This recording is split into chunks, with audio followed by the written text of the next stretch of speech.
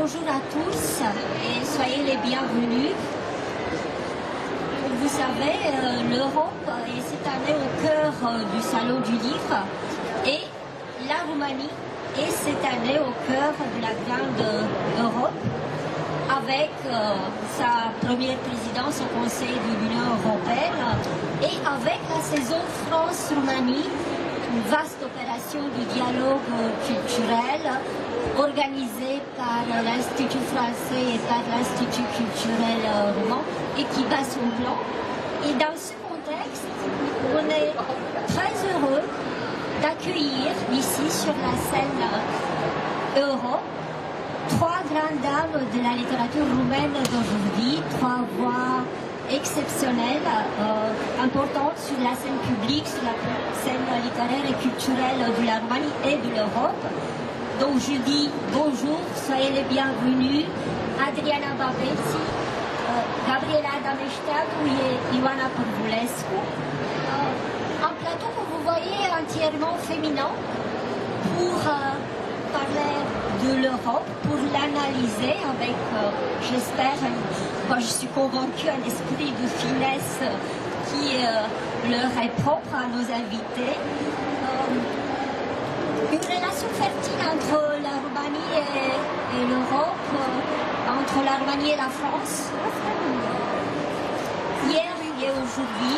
Et avant de lancer le débat très vite, parce qu'on a une petite heure, une heure en Roumanie, comme c'est bien marqué, je vais vous présenter très vite Gabriela Dameșteagu. On va parler de l'Europe avec vous. Vous êtes romancière et nouvelliste, auteur notamment en France des titres traduits déjà, Une matinée perdue, Vient le jour, Situation provisoire, tous chez Gallimard, et deux nouveautés chez Non-Lieu, un recueil de nouvelles et un livre de mémoire, Les années romantiques. On va y revenir, je pense, au cours de notre discussion. Donc chez Non-Lieu, vous avez beaucoup de prix littéraires également. Et voilà, on est très content d'être avec vous.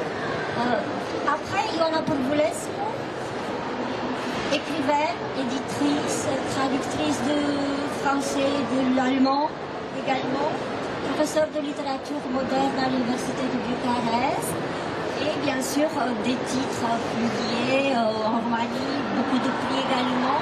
En France, le titre La vie commence ce vendredi, qui est paru chez Seuil, a reçu en 2013 le prix de littérature de l'Union européenne.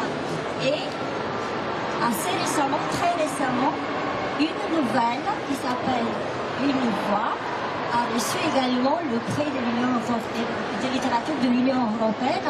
Et finalement, soyez la bienvenue, Adriana Babetsi. Vous êtes aussi romancière, essayiste, traductrice, professeure de littérature comparée à l'université Timișoara. Vous avez écrit notamment un titre qui nous interpelle tout de suite, Les dilemmes de l'Europe centrale, et des romans également, La femme en rouge, que vous avez écrit à trois mains avec deux autres auteurs en Roumanie. Également d'Indice, une histoire, et assez récemment, Les Amazones, une histoire. Et vous avez dirigé ici en France un numéro spécial Culture de l'Europe centrale, avec un focus sur une région qui, peut-être, vous allez nous dire plus, qui peut-être c'est une petite Europe en soi, le Banat roumain. Dans quelle mesure l'Europe et l'Occident étaient-ils une obsession ou un fantasme, un mirage pour les Roumains, précisément avant 1990? Et comment ça s'est traduit dans la littérature? C'était une obsession du point de vue, je vais regarder du point de vue du citoyen simple roumain. C'était plutôt l'image d'un pays riche, d'un monde riche, d'un monde matériel qui avait tout ce que nous n'avons pas. Par dans les années 80, c'était la misère totale. Alors comment ne pas rêver à un monde qui te donne ce que tu ne peux pas apporter à la maison, à tes enfants, ni les plus simples choses à manger, ni les plus simples choses pour se sentir confortable. On ne doit pas, maintenant, bien sûr, la Roumanie vit la société de consommation avec ce qui est bon et ce qui est mauvais. Mais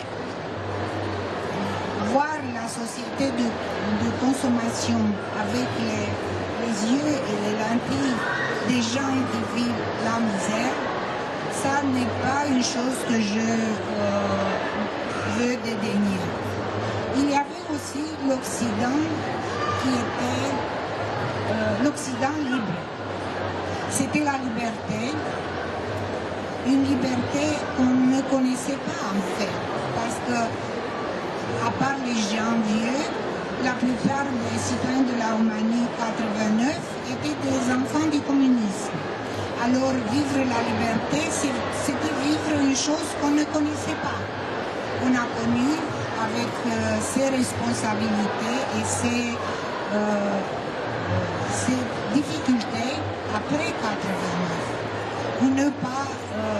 On ne doit pas idéaliser le monde, mais quand on vit dans un système très dur, totalitaire, on idéalise ce qu'on ne voit pas. L'Europe, l'Occident, c'était un horizon interdit. Je voudrais vous rappeler un auteur en répondant à la première question, à un auteur français maintenant, qui était tchèque à ses origines, Milan Kundera, qui a un texte célèbre traduit en français et paru en France en 1983 dans le débat. Il s'appelle La tragédie de l'Europe centrale. Et il commence par un détail de prosateur, parce qu'il est quand même prosateur, pas historien. Il évoque un moment dramatique, tragique de l'histoire de l'Hongrie, quand le poste national de radio a été attaqué, visé par les canonnades soviétiques qui, en 1956, ont réprimé une forme de manifestation, on l'a nommée révolution, initiée par les écrivains. Donc tout a commencé dans un cénacle d'écrivains et le résultat a été désastreux, des milliers de morts, de 200 000 émigrés après ça. Et qu'est-ce que cite Milan Kundera dans ce texte? S'il vous plaît. Il reproduit les mots du directeur de ce poste de radio, désespéré. Excuse-moi. Il dit comme ça. En 1956, au mois de septembre, le directeur de l'agence de presse de Hongrie, quelques minutes avant que son bureau fût écrasé par l'artillerie, envoya par Telex dans le monde entier un message désespéré sur l'offensive russe, Kundera dit russe, je préfère dire soviétique, déclenchée le matin contre Budapest. La dépêche finit par ces mots: nous mourrons pour la Hongrie et pour l'Europe. Je voulais dire tout à fait autre chose, mais puisque Adriana Babets a évoqué Milan Kundera, cela me rappelle quand j'étais étudiante en lettres. J'ai lu pour la première fois un roman de Milan Kundera, La vie est ailleurs.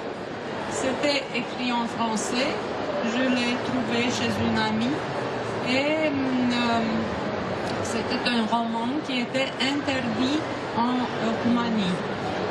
Milan Kundera était un exilé, il était un opposant au régime communiste de son pays, donc il ne pouvait pas être traduit en Roumanie. La vie est ailleurs est d'ailleurs un de mes romans préférés.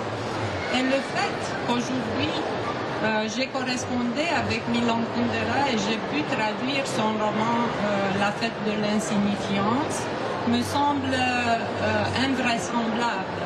Donc l'Europe est maintenant chez nous.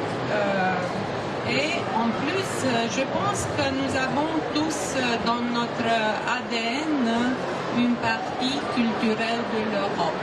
On ne peut pas imaginer, vous savez que c'est une mode maintenant, on peut se faire le test ADN. Moi, je serais curieuse d'apprendre mes origines qui sont très diverses d'ailleurs.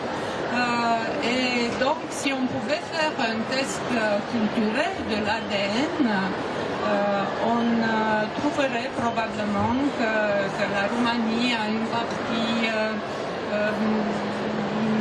française, une anglaise, autrichienne, italienne, ainsi de suite. Donc nous sommes tous vraiment connectés les uns aux autres et je suis tellement contente que l'Europe soit l'invitée de ce salon de livres. Parce que cela veut dire que nous sommes tous les invités du Salon de livres de Paris. Il s'agit de 3 moments de la vie de Monica Lovinescu que je peux connaître. Je pense qu'Adriana l'ont mieux connue que moi. Je l'ai peu connue après 90. Et il s'agit de 3 moments. La première fois quand elle est revenue à Bucarest, puis quand elle est partie en 1947, c'est un film d'aventure tout à fait. Et puis quand elle revient, je reviens sur son retour à Bucarest, mais cette fois-ci à la première personne, donc j'ai essayé de créer la voix de Monica Lovinescu. Je dois vous dire que je suis dans un comité qui a proposé à la mairie de Bucarest de faire une statue de Monica Lovinescu près de son logement, qui d'ailleurs a été occupé pendant des années par des membres de la sécurité, par un procureur qui a détruit tous les livres qui étaient les livres de son père, de Jean Lovinescu, et donc rien n'y est resté là-bas. Je ne vois pas l'Europe en tant que personnage littéraire, peut-être le Cendrillon, mais qui est le prince qui va la sauver, je ne sais pas, peut-être chacun de nous. En tout cas, je pense plutôt à des titres littéraires. Pour le moment, Great Expectations, Les Grandes Espérances. J'espère que... Londres du Brexit. J'espère qu'il n'y aura pas du Balzac des illusions perdues.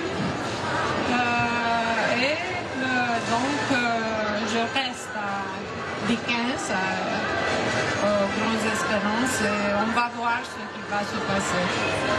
Gabriela Damestar, faites-nous rêver. Je me suis dit que maintenant, l'Europe est une femme plus mûre, peut-être mûre, élégante sûrement, élégante, convoitée. Et je ne sais pas qui est le taureau qui essaye de l'emporter. Et pour ce moment, je peux vous dire que je vois cette Europe un peu en danger. Culture libre, culture de la liberté, Vous avez fait la synthèse des deux. Merci à toutes, merci à vous d'être ici, d'être venus ici nous écouter. Merci à l'Institut culturel roman qui nous a donné cette occasion d'avoir avec nous les 3 écrivaines. Et bon salon à vous, bonne continuation.